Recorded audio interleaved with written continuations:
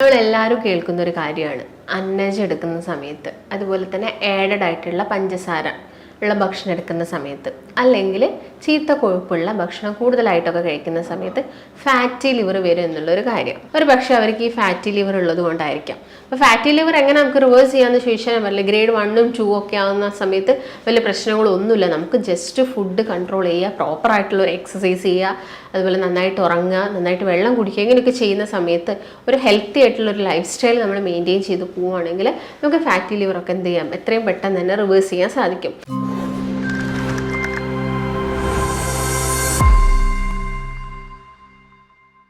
നമസ്കാരം, ഞാൻ ഡോക്ടർ ഭാഗ്യ, Q1B health കെയറിലെ Ayurveda ഡോക്ടറാണ്. നമ്മളെല്ലാവരും കേൾക്കുന്ന ഒരു കാര്യമാണ് അന്നജം എടുക്കുന്ന സമയത്ത്, അതുപോലെ തന്നെ ആഡഡ് ആയിട്ടുള്ള പഞ്ചസാര ഉള്ള ഭക്ഷണം എടുക്കുന്ന സമയത്ത്, അല്ലെങ്കിൽ ചീത്ത കൊഴുപ്പുള്ള ഭക്ഷണം കൂടുതലായിട്ടൊക്കെ കഴിക്കുന്ന സമയത്ത് ഫാറ്റി ലിവർ വരും എന്നുള്ളൊരു കാര്യം. അതുപോലെ തന്നെ ചില കണ്ടീഷനിൽ നമ്മൾ പറയും ആൽക്കഹോൾ എടുക്കുന്ന സമയത്ത് ഫാറ്റി ലിവർ വരാറുണ്ട്.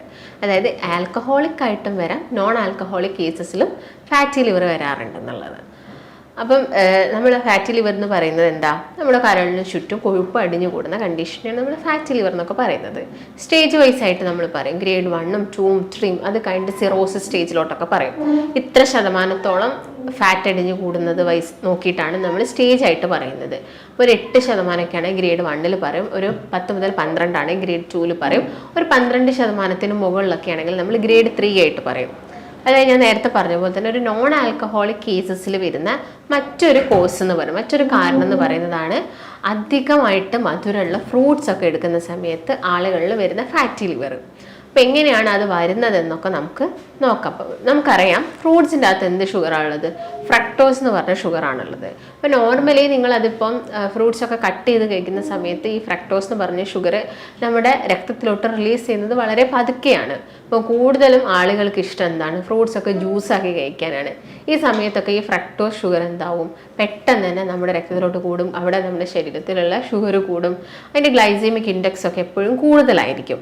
അതുകൊണ്ടാണ് എല്ലാ ഡോക്ടേഴ്സും എപ്പോഴും പറയുന്നത് എന്ത്, ഫ്രൂട്ട്സ് എല്ലാം കട്ടാക്കി കഴിക്കാൻ വേണ്ടിയിട്ട്. അപ്പോൾ നിങ്ങൾ ഇങ്ങനെ ഫാറ്റി ലിവർ ഉള്ള ആളുകൾ അല്ലെങ്കിൽ ഡയബറ്റിക് പേഷ്യൻസ് ഒക്കെ നല്ല മധുരത്തോടു കൂടിയ ഫ്രൂട്ട്സ് ഒക്കെ കഴിക്കുന്ന സമയത്ത് അവർക്ക് ഫാറ്റി ലിവറൊക്കെ വരാനുള്ള ചാൻസസ് കൂടുതലാണ്. ഞാൻ നേരത്തെ പറഞ്ഞ പോലെ തന്നെ നിങ്ങളിപ്പം ഫ്രൂട്ട്സ് വീണ്ടും ജ്യൂസ് ആക്കി കഴിക്കുന്ന സമയത്ത് നമുക്ക് ഫ്രൂട്ട്സിൽ നിന്ന് കിട്ടുന്ന ന്യൂട്രിയൻസോ വൈറ്റമിൻസോ ഒന്നും പ്രോപ്പറായിട്ട് കിട്ടത്തില്ല. കാരണം അത് അരഞ്ഞു പോകുന്ന സമയത്ത് അവിടെ ഫൈബേഴ്സ് നഷ്ടപ്പെടുകയാണ് ചെയ്യുന്നത്.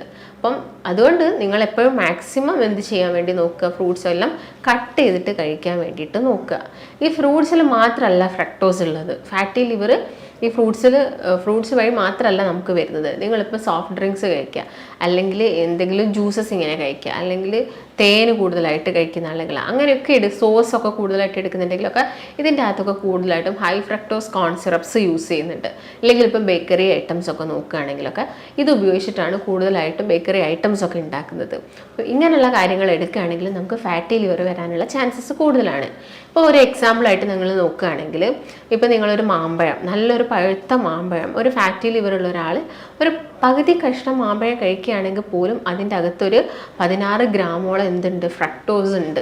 അത്രയും നമ്മുടെ ബോഡിയിൽ അത് എത്തി. അപ്പം നിങ്ങളൊരു ഫുൾ മാംഗോ കഴിക്കുകയാണെങ്കിൽ അത്രത്തോളം ഫ്രക്ടോസ് നമ്മുടെ ശരീരത്തിലെത്തി. അതുപോലെ തന്നെ നിങ്ങളൊരു ഗ്രേപ്പ് ഇപ്പം ജ്യൂസ് അടിച്ച് കുടിക്കുകയാണെങ്കിൽ ഒരു 40 ഗ്രാമോളം ഫ്രക്ടോസ് നമ്മുടെ ബോഡിയിൽ എത്തുന്നുണ്ട്. അപ്പം മാക്സിമം എല്ലാ ഫ്രൂട്ട്സും നിങ്ങൾ അതുപോലെ തന്നെ കഴിക്കുന്നതാണ് ഏറ്റവും നല്ലതെന്ന് പറയുന്നത്. പിന്നെ ഫാറ്റി ലിവറുള്ള ആൾക്കാരൊക്കെ ആണെങ്കിൽ കൂടുതലും മധുരമുള്ള ഫ്രൂട്ട്സ് കഴിക്കുന്നത് മാക്സിമം ഒഴിവാക്കുക. കാരണം നമുക്കറിയാം ഫാറ്റി ലിവർ വന്നാൽ ഒരുപാട് ബുദ്ധിമുട്ട് ആളുകളിൽ ഉണ്ടാവുന്നുണ്ട്. അതായത് പിന്നീട് അവർക്ക് സിറോസിസ് എന്ന് പറഞ്ഞൊരു സ്റ്റേജിലോട്ട് പോകാം. ഈ ഗ്രേഡുകളെല്ലാം കഴിഞ്ഞിട്ട് നമ്മൾ സൂക്ഷിച്ചിട്ടില്ലെങ്കിൽ അവർക്ക് സിറോസിസ് എന്ന് പറഞ്ഞൊരു സ്റ്റേജാണ്. ഒരുവിധം നമ്മുടെ ശരീരത്തിലോട്ട് എത്തുന്ന ഫ്രക്ടോസും അതുപോലെ തന്നെ എന്ത് ടോക്സിൻസ് ആണെങ്കിലും നമ്മുടെ ലിവറിന് അതെല്ലാം റിമൂവ് ചെയ്യാനുള്ളൊരു കഴിവുണ്ട്. കാരണം നമ്മുടെ ശരീരത്തിൽ തന്നെ ഏറ്റവും വലിയൊരു ഓർഗനാണ് ലിവർ. ഒരുപാട് ഫങ്ഷൻസ് ചെയ്യുന്നുണ്ട്. ഇപ്പം ടെമ്പറേച്ചർ റെഗുലേറ്റ് ചെയ്യുകയാണെങ്കിൽ, അല്ലെങ്കിൽ പ്രോട്ടീൻ്റെ സിന്തസിസ് നടത്തണമെങ്കിൽ, അല്ലെങ്കിൽ വൈറ്റമിൻസിനെ കൺവേർട്ട് ചെയ്യണം, അങ്ങനെ എല്ലാ ഒരു തരത്തിലുള്ള നമ്മുടെ ശരീരത്തിന് വേണ്ട എല്ലാ ടോക്സിൻസിനെ റിമൂവ് ചെയ്യണമെങ്കിൽ, ഇങ്ങനെയുള്ള എല്ലാ ഫങ്ഷൻസും നമ്മുടെ ബോഡി ചെയ്യുന്നത് ലിവറാണ്. പക്ഷേ ഇതൊരു പരിധി വിട്ട് കഴിഞ്ഞാൽ, അതായത് ഇപ്പോൾ നിങ്ങൾ റെഡ് മീറ്റൊക്കെ നമുക്ക് കഴിക്കുന്നതിനൊക്കെ ഒരു പരിധിയുണ്ട്.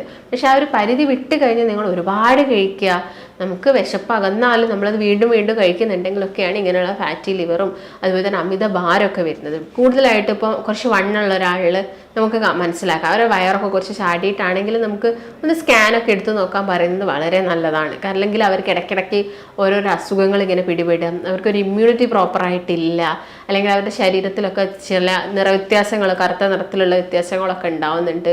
അങ്ങനെയുള്ള പ്രശ്നങ്ങളൊക്കെ ഉണ്ടെങ്കിൽ, അതുപോലെ ദഹനം പ്രോപ്പറായിട്ട് നടക്കുന്നില്ല, എന്ത് കഴിച്ചു കഴിഞ്ഞാലും ഒന്നെങ്കിൽ IBS വരിക, അല്ലെങ്കിൽ കോൺസ്റ്റിപ്പേഷൻ വരിക, അതുപോലെ തന്നെ എപ്പോഴും ഗ്യാസിൻ്റെ പ്രശ്നം വരിക, അസിഡിറ്റി വരിക, ഇങ്ങനെയുള്ള പ്രശ്നങ്ങളൊക്കെ ഉണ്ടെങ്കിൽ അവർക്ക് അത്യാവശ്യം വണ്ണുള്ള ആളുകളാണെങ്കിൽ നന്നായിട്ട് ഇങ്ങനെയുള്ള ഭക്ഷണങ്ങളൊക്കെ പുറത്തുനിന്ന് കഴിക്കുക, അല്ലെങ്കിൽ അമിതമായിട്ട് അന്നജം കഴിക്കുക, അങ്ങനെയൊക്കെ ഉള്ള ആളുകളാണെങ്കിൽ അവരോടൊക്കെ എപ്പോഴും നമ്മൾ എന്ത് ചെയ്യാം, ഒരു സ്കാനൊക്കെ എടുത്ത് നോക്കാൻ പറയാറുണ്ട്. കാരണം ഒരു പക്ഷേ അവർക്ക് ഈ ഫാറ്റി ലിവർ ഉള്ളത് കൊണ്ടായിരിക്കാം. അപ്പോൾ ഫാറ്റി ലിവർ എങ്ങനെ നമുക്ക് റിവേഴ്സ് ചെയ്യാമെന്ന് ചോദിച്ചാൽ പറ്റില്ല. ഗ്രേഡ് 1ഉം 2 ഒക്കെ ആവുന്ന സമയത്ത് വലിയ പ്രശ്നങ്ങളൊന്നുമില്ല. നമുക്ക് ജസ്റ്റ് ഫുഡ് കൺട്രോൾ ചെയ്യുക, പ്രോപ്പറായിട്ടുള്ളൊരു എക്സസൈസ് ചെയ്യുക, അതുപോലെ നന്നായിട്ട് ഉറങ്ങുക, നന്നായിട്ട് വെള്ളം കുടിക്കുക, ഇങ്ങനെയൊക്കെ ചെയ്യുന്ന സമയത്ത് ഒരു ഹെൽത്തി ആയിട്ടുള്ളൊരു ലൈഫ് സ്റ്റൈൽ നമ്മൾ മെയിൻറ്റെയിൻ ചെയ്ത് പോവുകയാണെങ്കിൽ നമുക്ക് ഫാറ്റി ലിവറൊക്കെ എന്ത് ചെയ്യാം, എത്രയും പെട്ടെന്ന് തന്നെ റിവേഴ്സ് ചെയ്യാൻ സാധിക്കും. നിങ്ങൾ ഫ്രൂട്ട്സ് കഴിക്കേണ്ട സമയത്ത് ശ്രദ്ധിക്കേണ്ട കാര്യങ്ങൾ ഇതൊക്കെയാണ്. ഓവറായിട്ടുള്ള ഫ്രൂട്ട്സ് ഒന്നും എടുക്കേണ്ട. അതുപോലെ പുളിയുള്ള ഫ്രൂട്ട്സ് കഴിക്കുന്നത് കൊണ്ട് യാതൊരു പ്രശ്നമില്ല. ഇപ്പം ഓറഞ്ച് ആണെങ്കിലും മുസമ്പി ആണെങ്കിലും ഒക്കെ അത്യാവശ്യം നല്ല പുളിയോട് കൂടിയുള്ള ഫ്രൂട്ട്സ് ഒക്കെ കഴിക്കുകയാണെങ്കിൽ വലിയ പ്രശ്നം ഉണ്ടാക്കുന്നില്ല.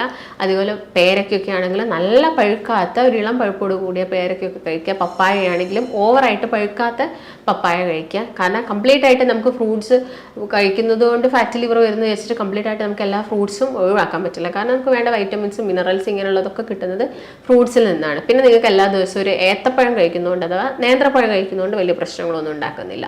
അപ്പോൾ നേന്ത്രപ്പഴം ആണെങ്കിൽ കുറച്ചും കൂടി പുഴുങ്ങി കഴിക്കുന്നതായിരിക്കും നല്ലതും. നേന്ത്രപ്പഴം കഴിക്കുന്ന സമയത്തും അധികം പഴുക്കാത്ത ഒരു ആവറേജ് പഴുപ്പുള്ളൊരു നേന്ത്രപ്പഴം പുഴുങ്ങിയിട്ടൊക്കെ നിങ്ങൾക്ക് ഭക്ഷണത്തിൽ ഇൻക്ലൂഡ് ചെയ്യാവുന്നതാണ്.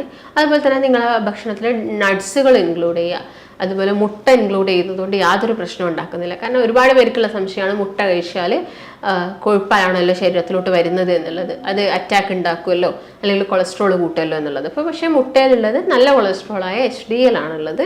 അതുകൊണ്ട് തന്നെ മുട്ട നമുക്ക് 1 or 2 മുട്ട ഒരു ദിവസം കഴിക്കുന്നതുകൊണ്ട് പ്രശ്നമൊന്നുമില്ല. അതൊരു നേരത്തെ ഭക്ഷണമായിട്ട് കഴിക്കാൻ വേണ്ടിയിട്ട് നോക്കുക. അല്ലാതെ നിങ്ങളിപ്പോൾ രാവിലെ പുട്ട് കഴിക്കുന്നുണ്ട്, ദോശ കഴിക്കുന്നുണ്ട്, അതിൻ്റെ കൂടെ 2 മുട്ടയും കൂടെ ആഡ് ചെയ്യേണ്ട ആവശ്യമില്ല. നിങ്ങൾ ആ 2 മുട്ട മാത്രം കഴിക്കുക. മറ്റുള്ള അരി ആഹാരങ്ങളൊക്കെ മാക്സിമം കുറയ്ക്കാൻ വേണ്ടിയിട്ട് നോക്കുക. അതുപോലെ തന്നെ റെഡ് മീറ്റ് ഒക്കേഷണലി കഴിക്കുന്നതുകൊണ്ട് പ്രശ്നങ്ങളൊന്നുമില്ല. പക്ഷേ നിങ്ങൾക്കിപ്പം നല്ല രീതിയിൽ ഫാറ്റി ലിവർ അല്ലെങ്കിൽ സ്റ്റേജ് കഴിഞ്ഞു, ഒരു 3rd സ്റ്റേജൊക്കെ എത്തിക്കഴിഞ്ഞിട്ടുണ്ടെങ്കിൽ ചിലപ്പോൾ നമ്മൾ കംപ്ലീറ്റ് ആയിട്ട് ഈ ഞാൻ പറഞ്ഞ റെഡ് മീറ്റ്സും അതുപോലെ തന്നെ ഈ ആഡഡ് ഷുഗേഴ്സ് വരുന്ന ഐറ്റംസ് ഒക്കെ കംപ്ലീറ്റ് ആയിട്ട് ചിലപ്പോൾ നമ്മൾ ഒഴിവാക്കേണ്ടി വരും. ഇതിനൊക്കെ വേണ്ടിയിട്ട് ഒരു കറക്റ്റ് ആയിട്ടുള്ള ഒരു ഡയറ്റ് എടുക്കുകയാണെങ്കിൽ നമുക്കിത് റിവേഴ്സ് ചെയ്യാൻ പറ്റും. മെഡിസിൻ ഇല്ലാതെ തന്നെ നമുക്ക് ഒരു സ്റ്റേജ് 2 ഉള്ള ഫാറ്റി ലിവറൊക്കെ നമുക്ക് വിത്തൗട്ട് മെഡിസിൻ ഓൺലി ഈ ഡയറ്റ് മാത്രം ഉപയോഗിച്ചിട്ട് നമുക്കിത് കംപ്ലീറ്റ് ആയിട്ട് റിവേഴ്സ് ചെയ്തെടുക്കാൻ സാധിക്കും. അപ്പോൾ ഈ കാര്യങ്ങളൊക്കെ ശ്രദ്ധിക്കുകയാണെങ്കിൽ നിങ്ങൾ ഇങ്ങനെ വരുന്ന ഫാറ്റി ലിവറും അതിനോടനുബന്ധിച്ച് ചില ആളുകൾക്ക് മെറ്റബോളിക് ഡിസോർഡേഴ്സിൽ വരുന്ന ഡയബറ്റീസും കൊളസ്ട്രോളും ഒക്കെ ഉണ്ടാവാണ്, അമിത വണ്ണം ഉണ്ടാവാനുള്ള ചാൻസസ് ഒക്കെ കൂടുതലാണ്. ഇപ്പോൾ ലേഡീസിൻ്റെ കേസ് നോക്കുകയാണെങ്കിൽ PCOD പോലുള്ള പ്രശ്നങ്ങളൊക്കെ ഉണ്ടാവാനുള്ള ചാൻസസ് ഉണ്ട്. അപ്പോൾ ഇതൊക്കെ നമ്മൾ ആദ്യം തന്നെ ഒരു ഇനീഷ്യൽ സ്റ്റേജിൽ തന്നെ ഭക്ഷണത്തിൽ വരുത്തുന്ന മാറ്റങ്ങൾ കൊണ്ട് തന്നെ നമുക്ക് എന്ത് ചെയ്യാൻ പറ്റും, ഇങ്ങനെയുള്ള അസുഖങ്ങളൊക്കെ കംപ്ലീറ്റ് ആയിട്ട് കുറച്ചുകൊണ്ട് വരാൻ സാധിക്കും. അപ്പോൾ നിങ്ങൾക്ക് എന്തെങ്കിലും സംശയങ്ങളോ കാര്യങ്ങളൊക്കെ ഉണ്ടെങ്കിൽ നിങ്ങൾക്ക് താഴെ കാണുന്ന നമ്പറുമായിട്ട് ബന്ധപ്പെടാം. നമുക്ക് മറ്റൊരു നല്ല ഹെൽത്ത് ടോപ്പിക്കുമായിട്ട് വീണ്ടും കാണാം. നന്ദി.